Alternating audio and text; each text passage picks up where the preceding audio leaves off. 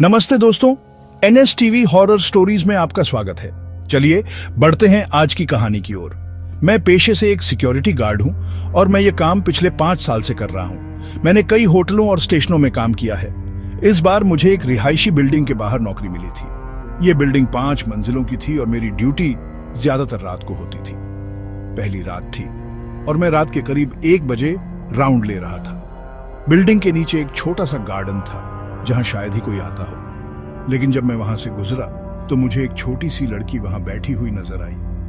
मुझे पहले तो समझ में नहीं आया कि इतनी रात को वह यहाँ क्यों बैठी है। फिर मैंने सोचा कि शायद उसकी माँ आसपास ही होगी, इसलिए मैंने आगे बढ़ गया और बिल्डिंग का राउंड मारा। जब मैंने वापस देखा तो वहां कोई नहीं था। अगली सुबह जब डे शिफ्ट वाला लड़का आया तो मैंने उससे बात की और बताया कि रात को एक छोटी बच्ची गार्डन में अकेली थी और मैंने पूछताछ नहीं की।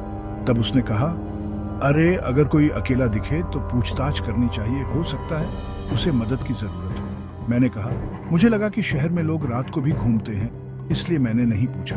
उसने कहा, हमारी ड्यूटी है सुरक्षा की, तो पूछताछ करनी चाहिए। उस दिन घर जाकर मुझे ऐसा महसूस हुआ कि मेरी ड्यूटी है कि अकेले लोगों से पूछताछ करनी चाहिए। शाम को मैं नाइट शिफ्ट के लिए पहुंचा। रात के करीब 1 बजे मैं दोबारा राउंड पर निकला। मैंने गार्डन में देखा तो वही छोटी लड़की वहां बैठी थी।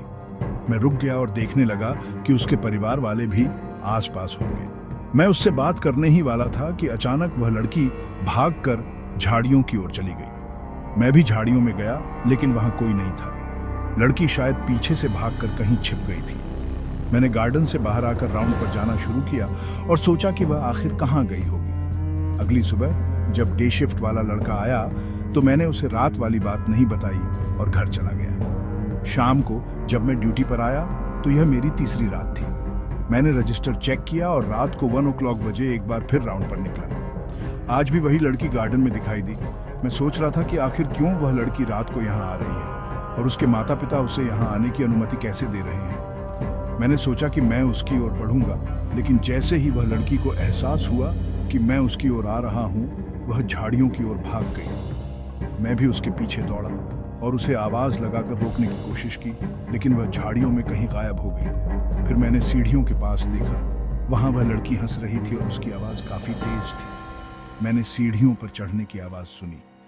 पहली और दूसरी मंजिल पर कोई नहीं मिला, लेकिन तीसरी मंजिल के एक अपार्टमेंट से आवाज आ रही थी। मैंने पास जाकर देखा तो आवाज उसी अपार्टमेंट से आ रही थी।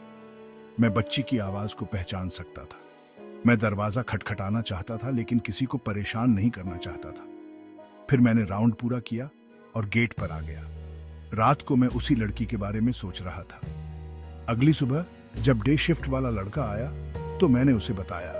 उसने कहा, ठीक है भाई, पता करते हैं कि वह लड़की किस अपार्टमेंट में रहती है। हमने तीसरी मंजिल पर जाकर अपार्टमेंट का दरवाजा खटखटाया, लेकिन कोई नहीं आया। फिर हमने पास के अपार्टमेंट का दरवाजा खटखटाया, वहां से भी कोई जवाब नहीं मिला। हमें नहीं पता था कि क्या करना है, इसलिए हम नीचे की मंजिल पर आ गए। वहां एक बुजुर्ग आदमी बाहर आया। हमने उससे बात की और पूछा कि तीसरी मंजिल पर कौन रहता है। बुजुर्ग ने कहा, तीसरी मंजिल पर कोई नहीं रहता। तब हम दोनों हैरान थे। मैंने आगे बढ़कर पूछा, भाई साहब, तीसरी मंजिल पर एक छोटी लड़की रहती है, हमें उससे बात करनी है। बुजुर्ग ने जवाब दिया, तीसरी मंजिल पर कोई नहीं रहता।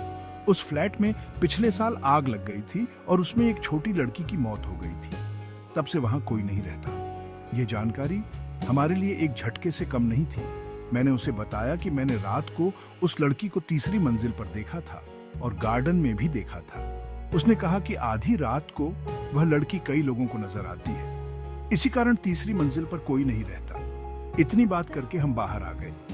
मैं खुद पर यकीन नहीं कर पा रहा था, लेकिन इस बार मुझे अजीब सा अनुभव हो रहा था। अगर मैं नाइट शिफ्ट करता रहता तो शायद उस लड़की को हर रात देखता, लेकिन मैंने वहां 1 साल काम किया और फिर नई जगह पर काम समेट लिया।